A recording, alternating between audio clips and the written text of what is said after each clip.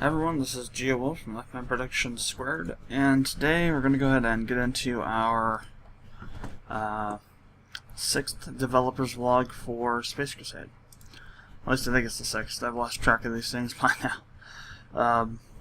So it's not the 6th, it's the 7th, but I think it's the 6th, because we did the 5th during the last update cycle. To the best of my knowledge anyway. So,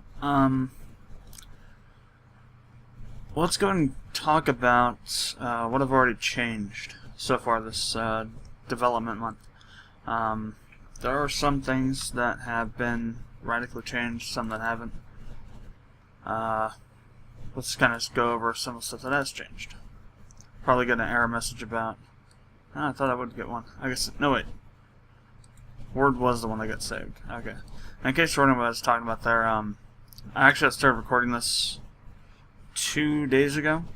Had to stop because while I was recording I was moving files around so I could do some recording for Legend of Dragoon later on, and for whatever reason my computer started to really freeze up because I don't know, who knows why, but it wouldn't cancel the file transfer, and that was what was causing the problems, because it was really sucking up a lot of CPU usage. And so I had to essentially hard reset my computer after trying to save things, and things weren't saving correctly and whatnot. And so I thought that maybe I'd forgotten that Word was one of the programs that actually allowed me to save the stuff that I've been working on. And I thought that was going to bring up an error message for the Dawn of War 2 War Gear information that I'm working on. So that was one of the files that was open and hadn't been saved, I thought, during the whole thing. But I also had to recover the files for this, because this didn't get saved. I tried to save it, and then Visual Studio just totally whacked out and froze up. Again, couldn't stop the process because the system was using up so much processing power that it was just essentially causing anything else happening to not work. Couldn't open up new programs, couldn't kill processes. It was just a total cluster F of insanity. It's really the first major problem I've had with Windows 7 was that. God. Ah, crap. The frick.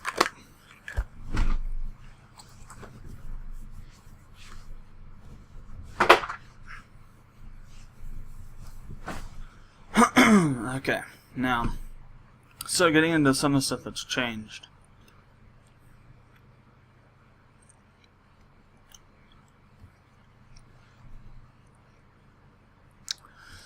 First, you can see here we have the damage section, and it's got about a page and a quarter, page and 1/6 of notes here. I'd say it's probably the one we've done the most work with right now.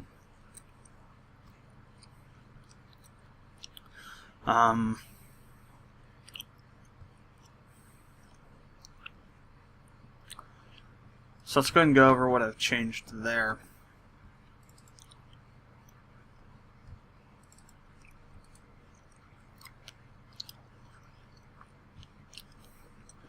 The first thing I'm going to talk about is this whole B is destroyed thing.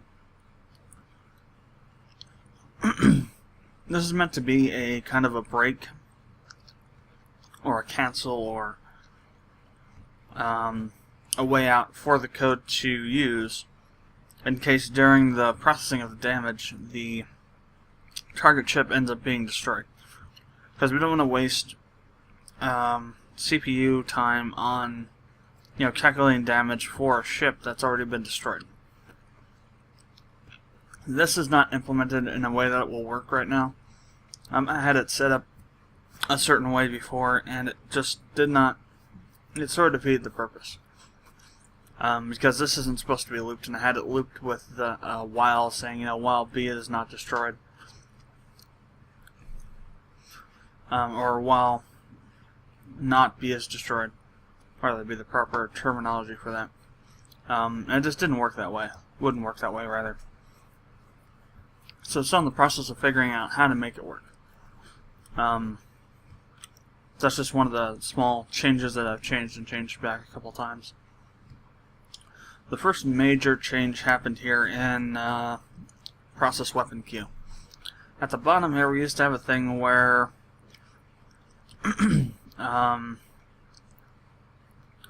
this was handled differently.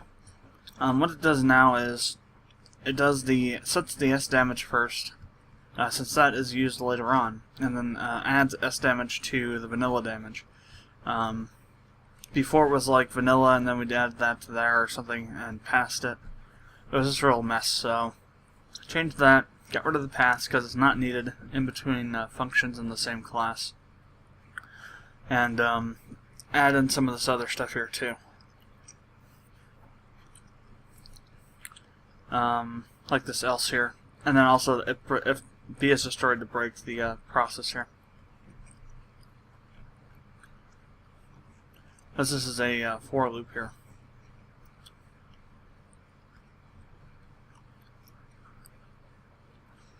And this is really here to stop it in case it gets destroyed. The ship gets destroyed during the process S damage, because there are now damage types that do damage directly from that function, which is what we changed the most of, I think, in this class is this function here. The first thing that I did was to add in all the piercing damage types because they were missing for some reason. I didn't realize that they weren't there until I opened up this file and started looking through there and realized, oh, wait a second here, what the hell? They're not there. And so that's how we got with this huge blocks of code here. And really, for right now, this is about as efficient as the code can get. I mean, you can't do this in less code, as far as I can figure out. Maybe if we, set up some of these things so we didn't have to do calls all the time, that would just shorten the lines down. It wouldn't remove lines of code, though. So essentially, let's go ahead and walk through how this works. The damage is applied up here, and depending on the weapon type, it gets passed if it's not null. So let's say damage does weapon piercing 1 damage. So the base damage is set to vanilla damage, or rather added and set to S damage after it's been randomized here. We get sent to process S damage. B target is passed through. So this is hit, and we look at this statement here. So if the shield is greater than 0, and if B target entity ship.get shield is less than damage,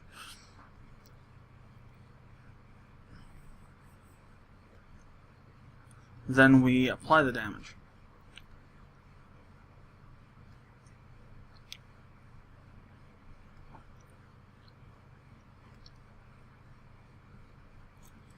Of course, we want to actually make sure now we have to add in another if statement here because of a change I made earlier, which was this.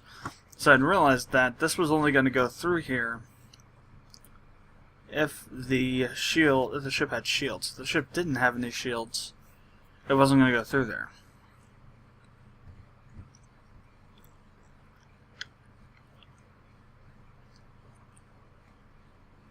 Let's see. If I think this is going the wrong direction. Should be if greater than 0, if less than damage.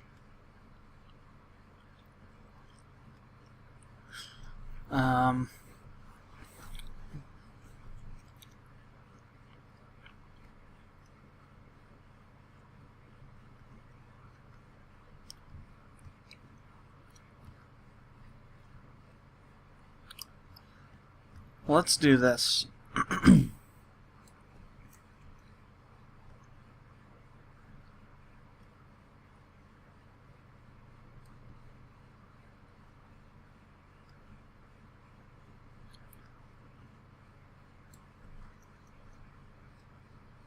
There, that'll work. That really shortens it too. So, only do this, go this route if the shields are less than S damage. That way, we will only go into here if the shields are bypassed, or if there's, no shields. Or rather, if the shields get taken out by the, damage there is. What we also need to do in this case, though, is once this is done, we need to set V damage to whatever damage is left over. If there is any damage left over, which there shouldn't be. That should be S damage. Whoops. Because the damage should all be accounted for. If there's any leftover damage, it's going to be because it's left over from this here. So we'd set V damage to 0.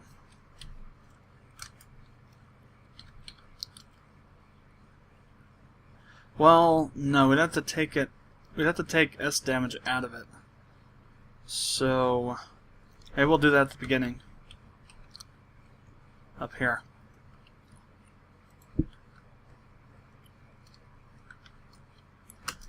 Because if it hits piercing, you're not going to have any damage left over.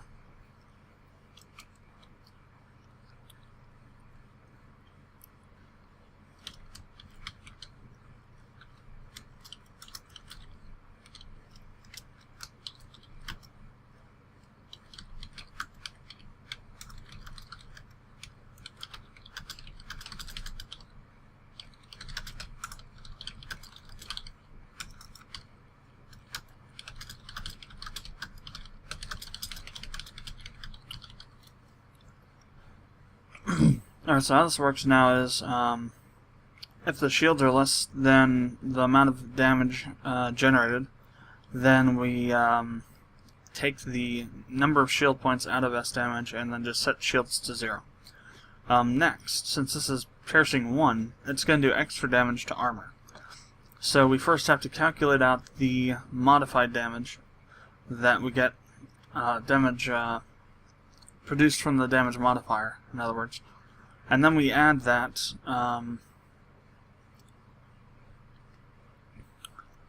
we could just say plus equals M damage here. I didn't think of that before. So we don't have to do that calculation twice. So we get what M damage is, in other words, the amount of extra damage generated. So if we have, let's say we have damage of 150.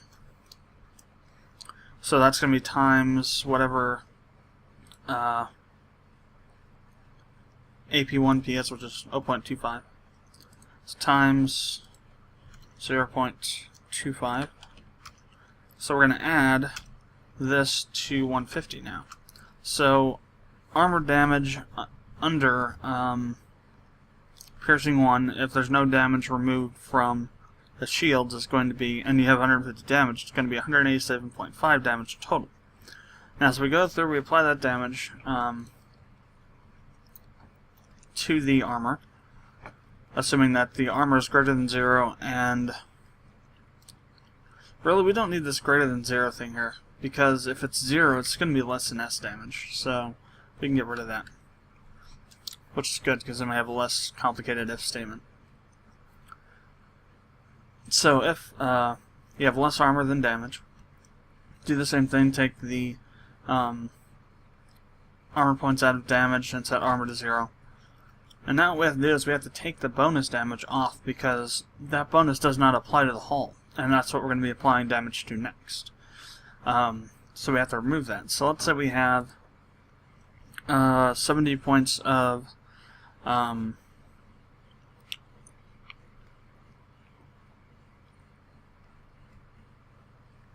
let me, oops, 187.5 minus 150, 37.5, okay, just gotta write that down real quick.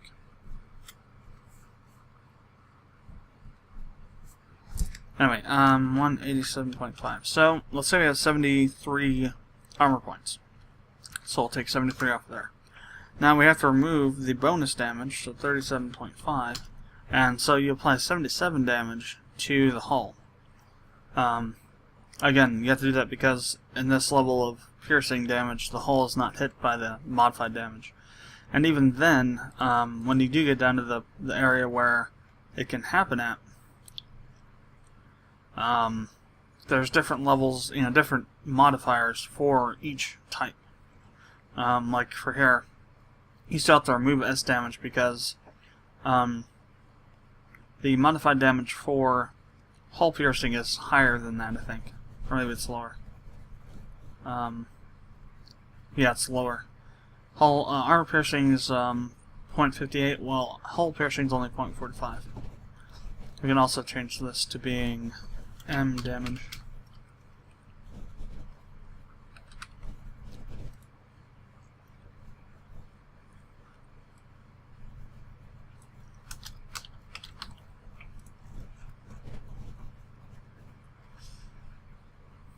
And then, so if the hull is less than what damage is, then we just destroy the ship, essentially.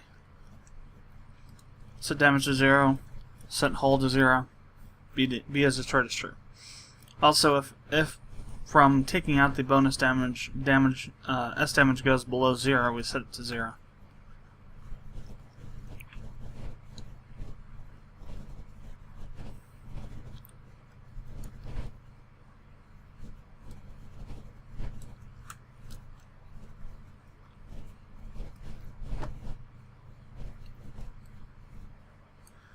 Again, we don't really need those 0 checks.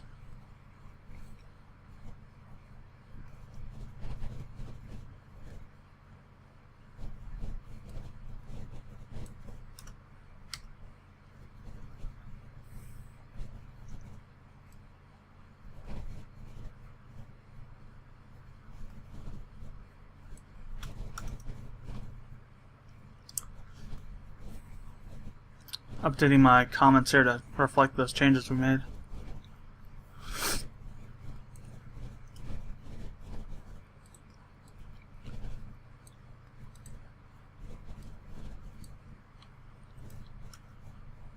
Oops.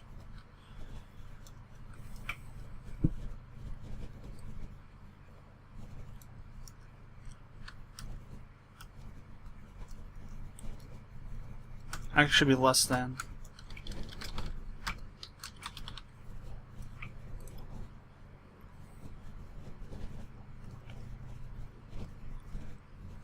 Let's go ahead and add this to all the other piercing damage here. Damage of statements, or blocks, I guess we should call them. These are the statements, but these are the code blocks. So that's essentially how that works. And then if the health levels can withstand the attack, then we just go down to these ones where the damage is directly applied.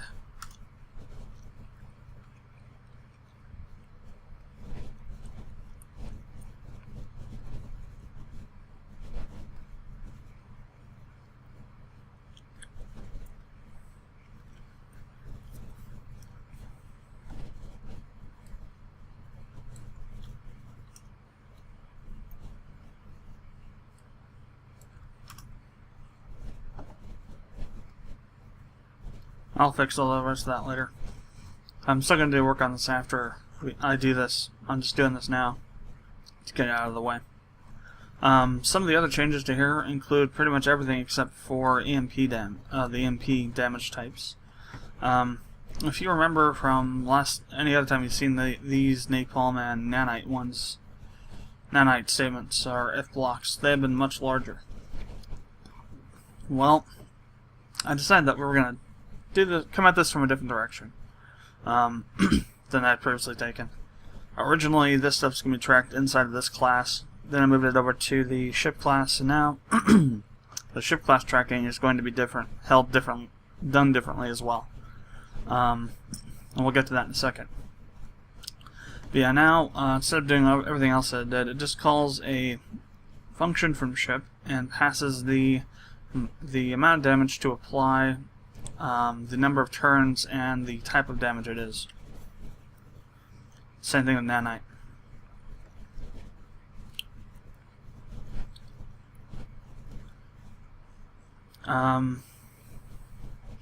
Now, process damage. This class, this function actually came from the entity class. It was the take damage class over there. I decided to move it here because this is really about processing the damage. and determining where it should be added to. So I figured that it's a better fit over in here, because this is a class dedicated to dealing with damage. So we just decided to move it over here. I changed all the function calls so that we went through the way we're supposed to go through for this class. Then removed it from entity. It still calls the same functions as before and still processes exactly the same way as it did before. It's just from this class instead of entity now.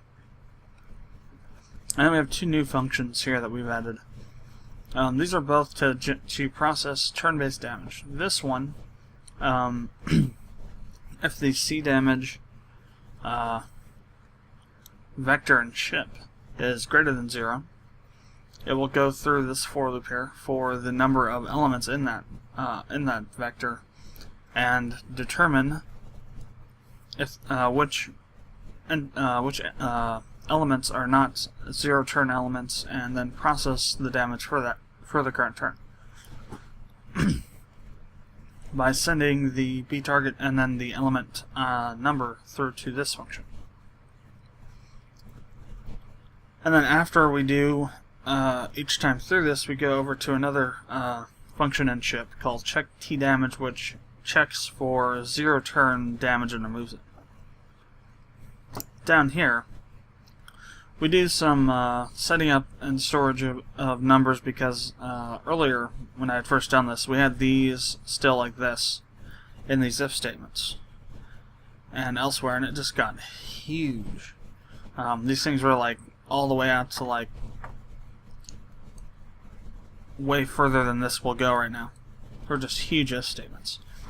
So I took those out and saved some of this information to variables that we then use throughout this. So essentially what this does is it gets the type and the damage to apply, determines the type, and goes through some more if statements here to apply that damage. And I still need to fix the bitwise ands. I don't know, I think I added those in when I was in one of my sleep delusion cycles, back when I was doing all those all-nighters. So I changed them actually from what they were before, and I changed them back now. But essentially what happens here is for napalm, you go through and check which where the damage is supposed to be applied to with the get applied to function from from T damage, which is down here. It's a new class. We'll get to that later as well. So if it equals armor, then we come down here and say if the T damage is less than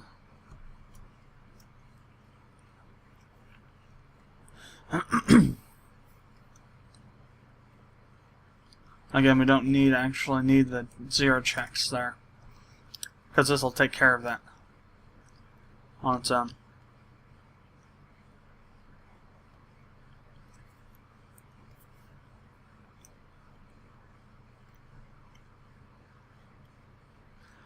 Well, no, we need it for this one. This one does need it. I might need to add that back and up in the other areas too, because if we're not checking for 0, this will trip that no matter what, even if this is 0, and will apply to a negative. But anyways, what happens is now if it's applied to armor, if the armor can take the damage, we just add the damage to it. Now, if the armor can't take the damage, we go down to here. And what happens is we first, again, remove the total S points left from T damage. And then what we have to do is we set armor to 0, and then we have to, since we're going to be now applying the damage to hull, since the napalm was eaten through the armor, we have to change the set applied to variable in T damage to hull. So that in case the hull is not destroyed from this turn, it will be applied to hull on the next turn instead of armor. And the reason we do this is because even if you Oh,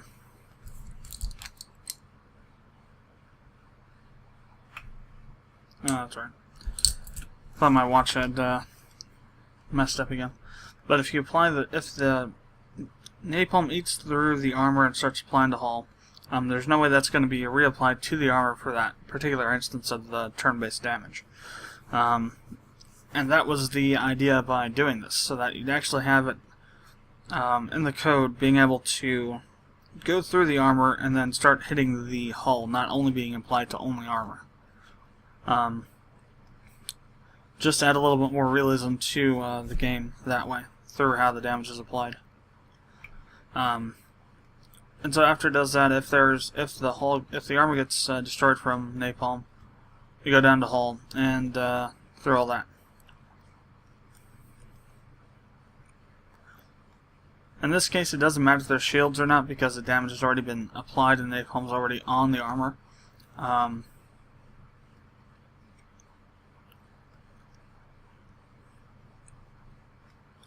going to need to add a check that says up there at the napalm section that says that there's, if the shields are up, that the napalm damage cannot be applied, because the shields will protect the ship from that.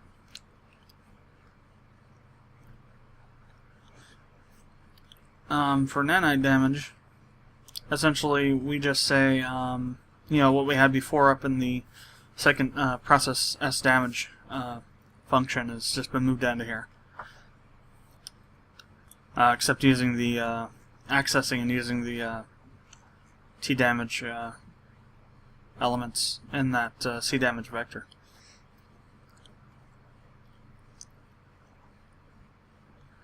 And with nanite damage, you cannot actually be destroyed by nanite damage.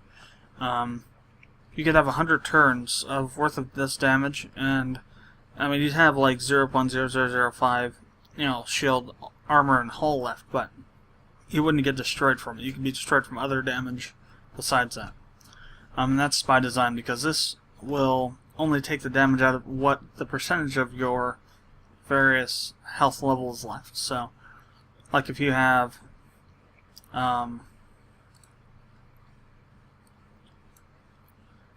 let's see, let's go back up here real quick. So let's say, let's have nanite 2, which is 0.08. So let's say you have 77 hull left. So you continue from that earlier point. So we're going to multiply that by 0.08. And so you're going to take 6.16 damage off for that turn. Or 6.16 hull points off for that turn.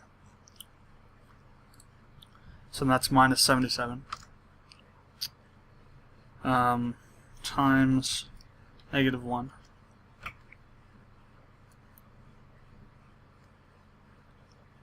Well, that's interesting.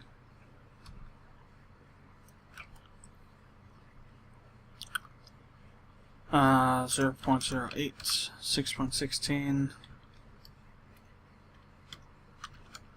Okay, and then let's say next turn, let's say we're on that's the second till next turn, now we're on the last turn.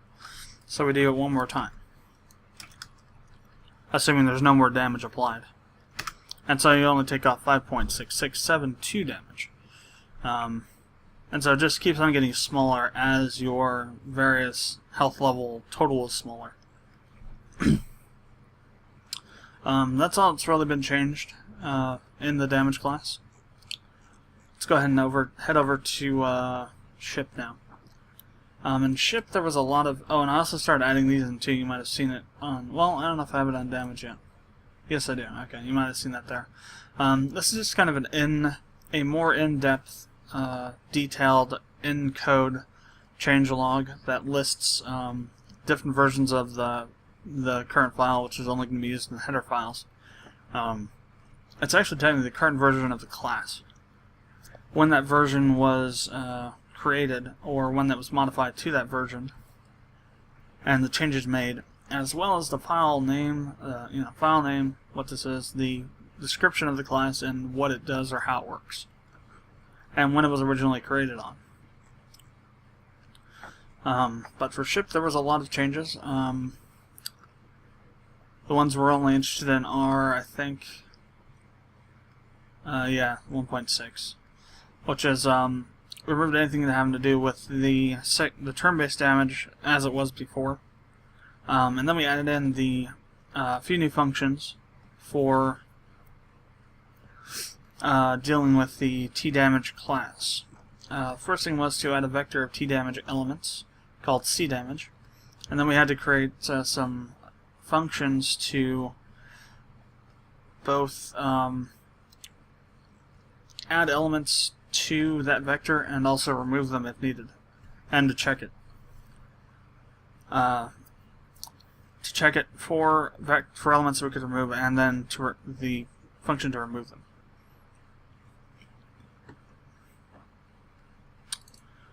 So how this works is that we start out with T-add damage. And this is what you saw back over in damage, where we were adding things through here, like, yeah, add T damage, the float, the int, and then the string. Float damage, int, number of turns, with string, type of damage string.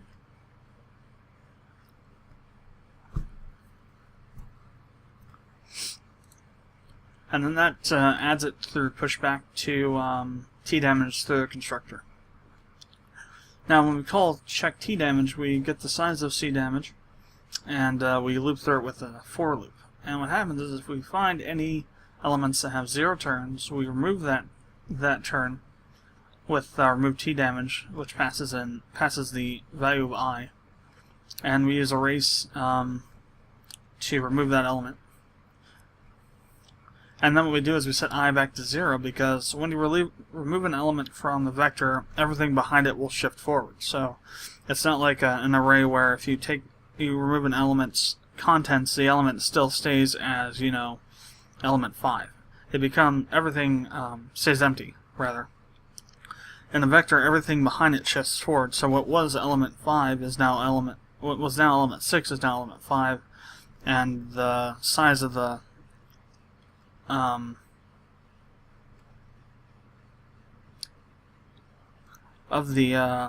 vector has decreased. Now, that may cause a problem, because I'm not sure if this only goes through this check and applies what this is once.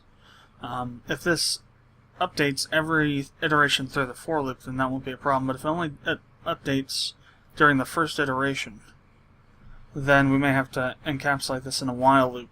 And say while something is not true or something is true, continue for looping through this stuff. We'll have to figure out through testing whether that works or not. It'll be very easy to tell if it'll work or not, because if this doesn't update every element every time through it, if we remove an element and then get to the end, it'll throw an index out of bounds error. So we'll know pretty quickly if that's going to work this way or not. Then yeah, that just removes it from there. T damage now is really just a simple class. It could be done as a struct, but we wanted to have the ability to be able to get the number of turns and to interact with the variables within it, so a class is better suited for it. So it's just, like I said, a really simple class. We create it through the constructor. Use void subturns to remove a turn. We don't pass through the number of turns to subtract. You just subtract 1 turn every time you call this function. And then we can get the damage, number of turns, the type, and apply to.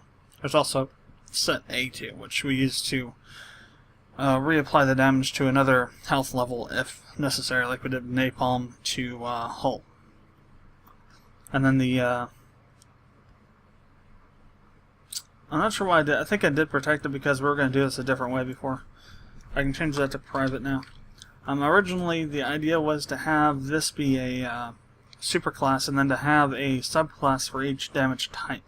And I decided against that because it would just be too complicated. This works a lot better.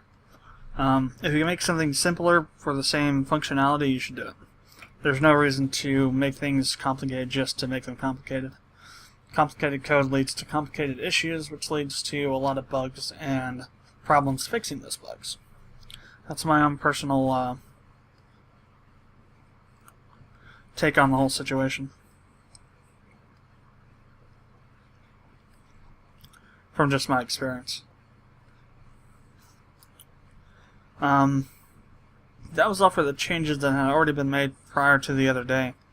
What I had started to do on the day where I was recording this the first time was to add in planet damage to, or planet battle processing.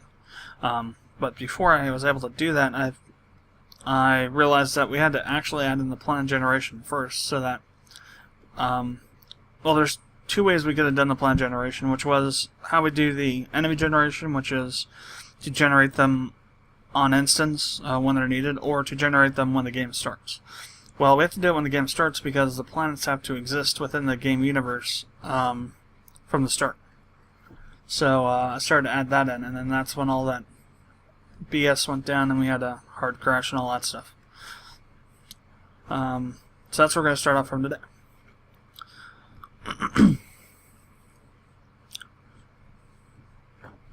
Let's see. Finally done with frickin' my Minecraft stuff. Took forever. Minecraft is insane. I'm doing a Minecraft Let's Play. Recording for it anyway. It's crazy because I can get like 3 hours to, I think it was 100 gigabytes worth of footage, which is insane. I cannot remember any other game that I've been able to do that at 1920 by 1080. It's really got such crappy graphics quality that the file size is really small, even with frames.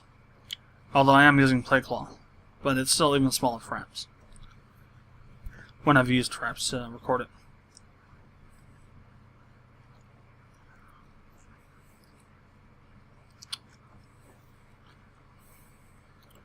Anyway, so what I started doing was I started adding the planet stuff to planet, and then I realized, well, technically that's not right. It has to be done on game. And then once I made that realization, I realized that game has to be an instanced class. In other words, we have to make an instance of it and pass it throughout the game as it goes on. So one realization led to another, and we ended up having to do other stuff. I haven't actually gotten around to adding planet generation yet. That's player, never mind. Why is that even in here? It shouldn't be part of this. Thought I removed those. Yes. Is hostile still in here too? No longer using player or hostile. I should have probably just permanently deleted them. But anyway, planet, game.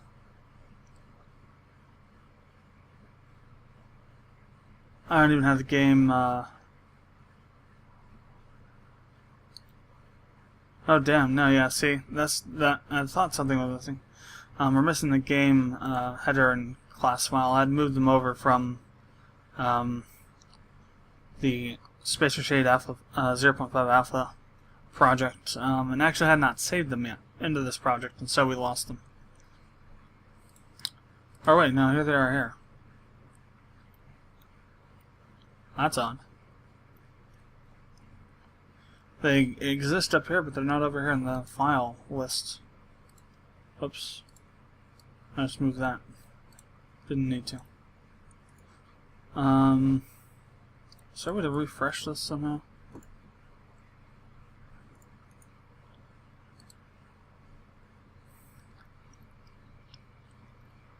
So obviously they exist. That is too weird.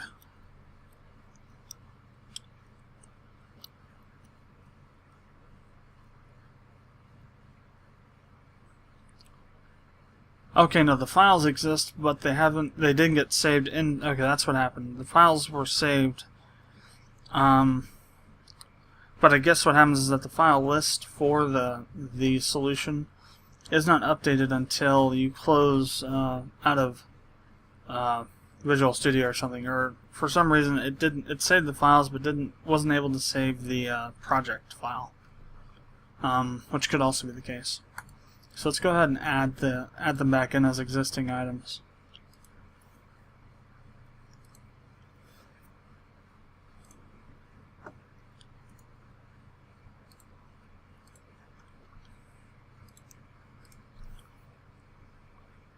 Alright, so now they're back in the file lister.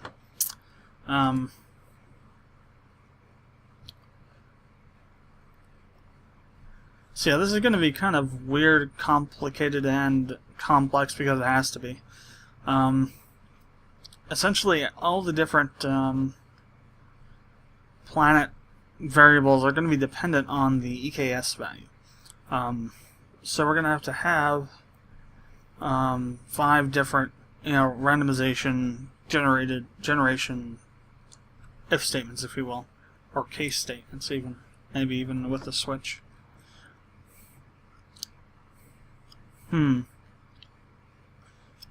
Can case be used with a float? I don't even know. That's a good question.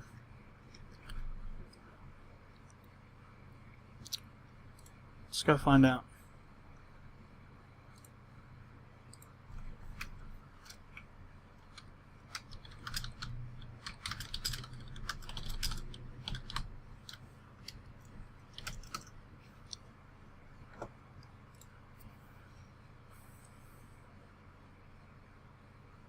Okay, no, you can't. So we're going to have to use if statements then. I was warning about it.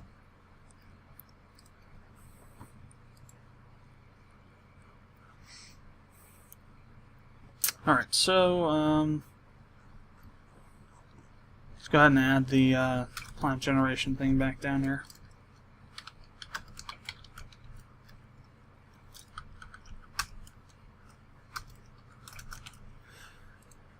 Alright,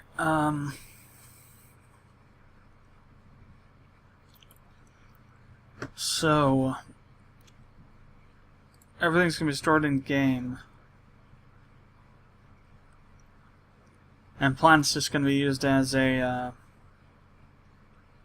instancing for each vector element. Okay. One thing I want to check those back over in data system. Okay, I still do have those, so I wanted to add those back in.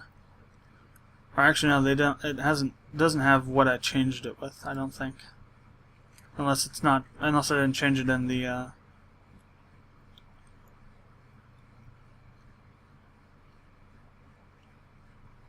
Okay, yeah.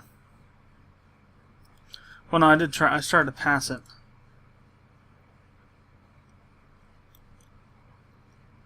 Get p names.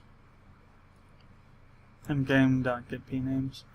And in game it doesn't exist because of whatever reason. So, I know. Yeah, it does. Here it does, right here. Never mind. Never mind. It all exists. We're fine. So what we have to do now is we have to call. Let's see if I can get this correct here, because this is kind of convoluted how this works. Because we have to call a function in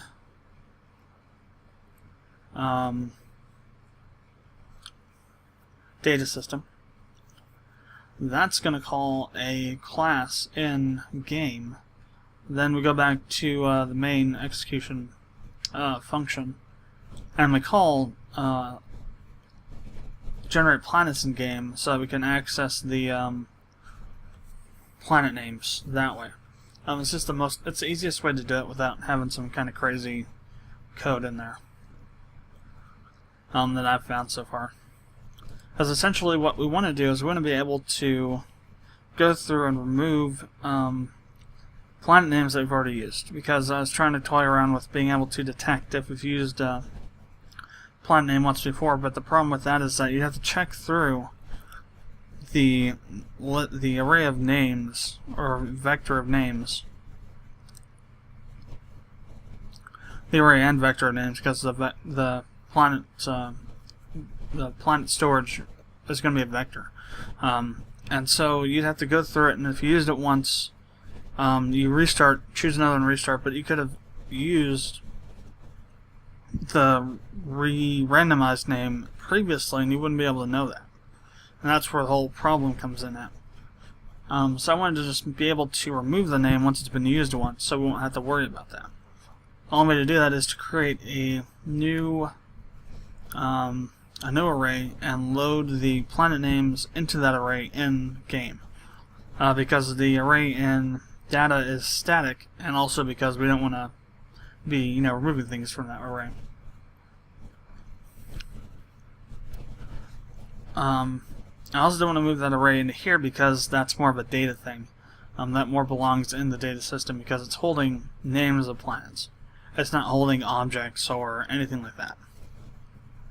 Just the names. So we need to add in to game. Okay, I already did PN storage, planet name storage, right? Well, that's a vector.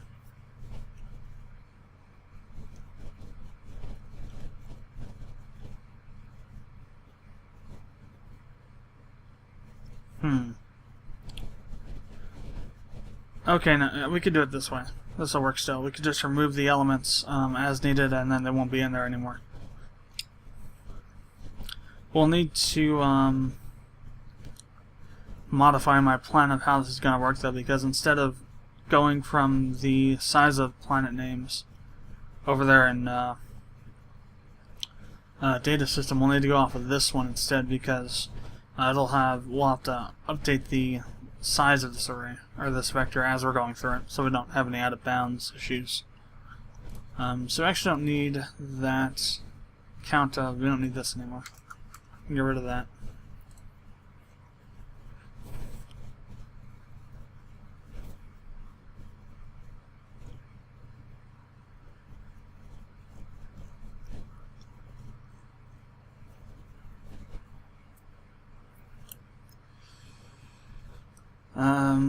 Rid of that one.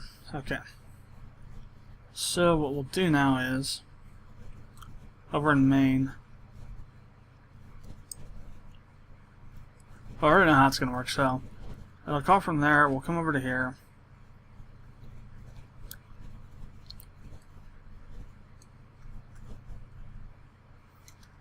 Alright, we'll pass game, come over to game with get p names.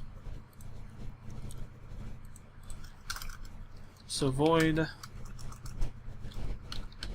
game get p names string args, and then we'll just essentially say for I equals 1, I is less than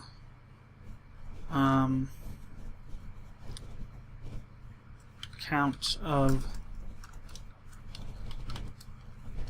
scout of, yes, scout args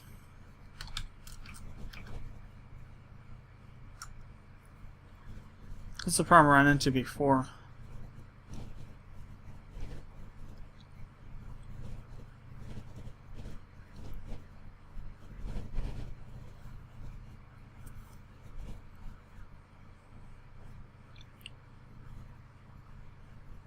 Count of underscore helper. I'm pretty sure somebody's probably run into that before, so we'll just go search for it.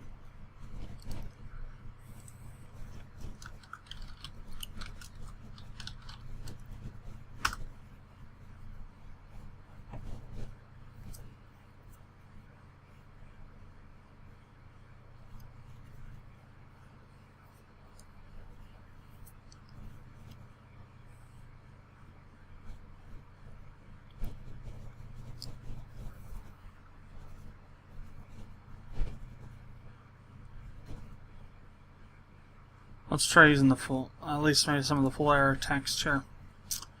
No instance of function template.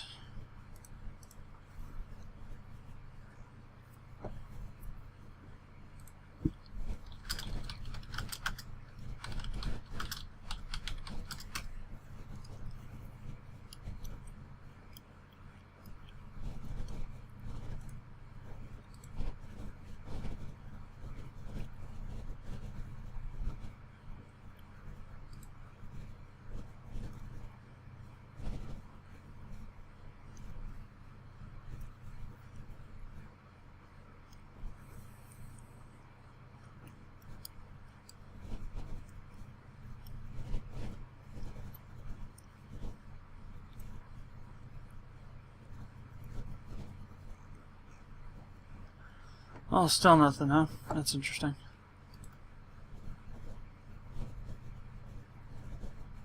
Really? Popular question badge?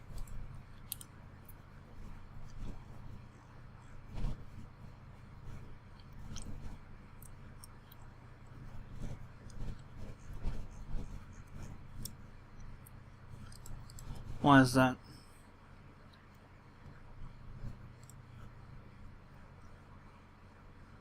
Oh, 1,000 views.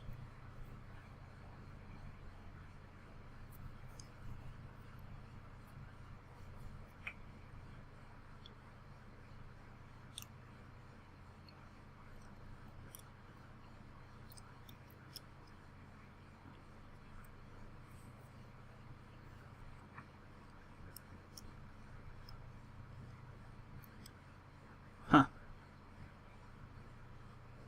Interesting. So let's say get size of past array.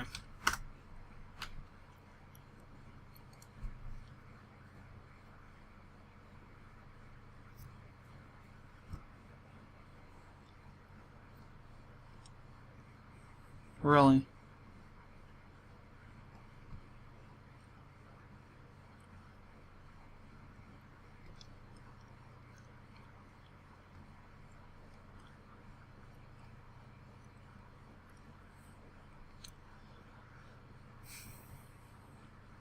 What language is he using? It must be C. Not just, yeah, it's C. I think it'll apply here too. So,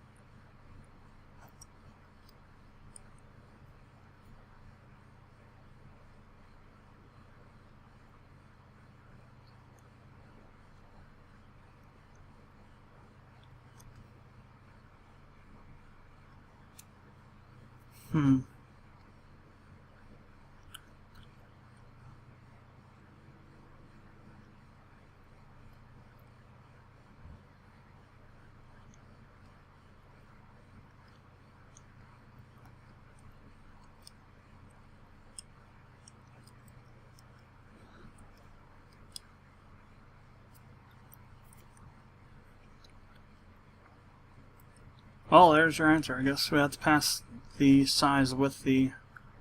And it's not that hard to do it. I mean, it's just adding in a secondary thing, just int size.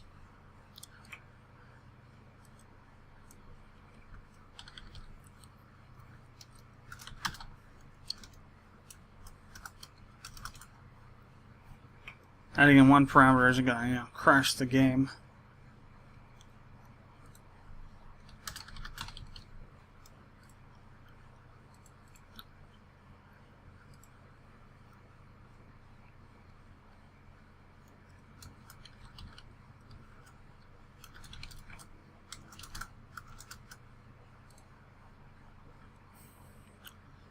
Pretty easy to add in. No fuss, no muss. Or however that saying goes. Oh, crap. Wrong one. Okay. So now what we need to do is say for, let's see, I equals 1.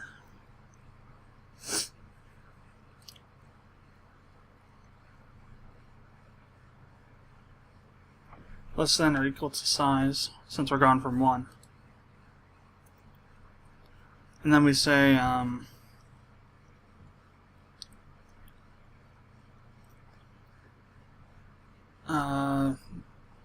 crap, what is the, I keep forgetting what the array is called. G planets. Okay.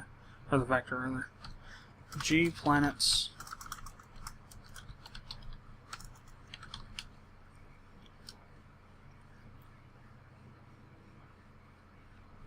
dot push back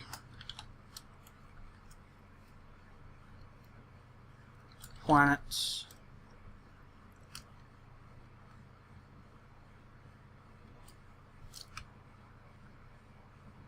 So we just want to do the name. I added in a new constructor for that. Forgot to mention that. So we just want to say then args I minus 1.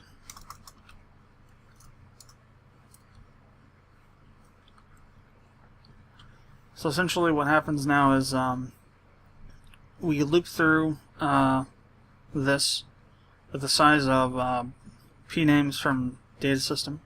As we go through, we add a planet element to the gplanets vector by using the constructor to apply the name using args I minus 1. And so that'll load all the names. No, that's not what we want. Damn. We want to use the other one. PN storage. Same process though. Just a different vector.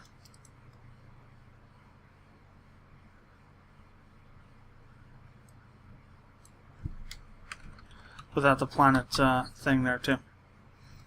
Alright.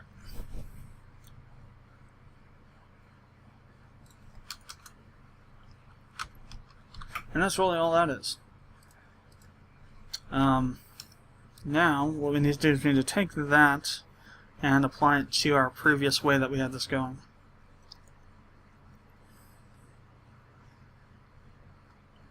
So essentially what happens here now is we want to generate the planet first using only the name, and then we want to apply all the other things directly to it through functions. So each time you go through one of these loops in this for loop, you're actually not going to be just only creating the name for the planet, but also the other information via various different lines of code. So for I'm going to say I equals 1, or should we go 0 for this? Well, if we go 1, we can do minus 1 and it works out better. So I guess we'll go 1. I is less than, we want to make sure this is less than the size of PN storage. Key point there.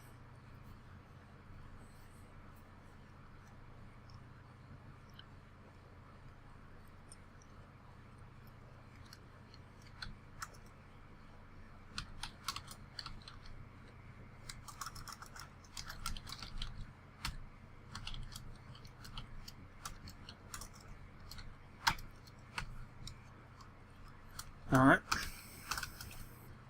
Now let me see if the bool's still here.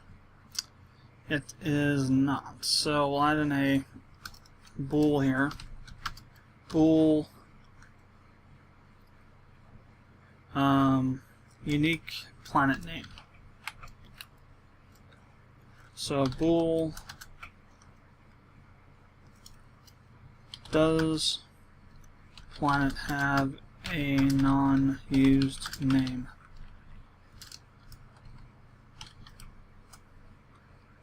And I might have misspelled that, but he goes a flying crap about that. Now we go back to game CCP. So how this works now is we have inside the for loop a while loop. So while planet does not have a unique name, and we'll set that to false each time we go through.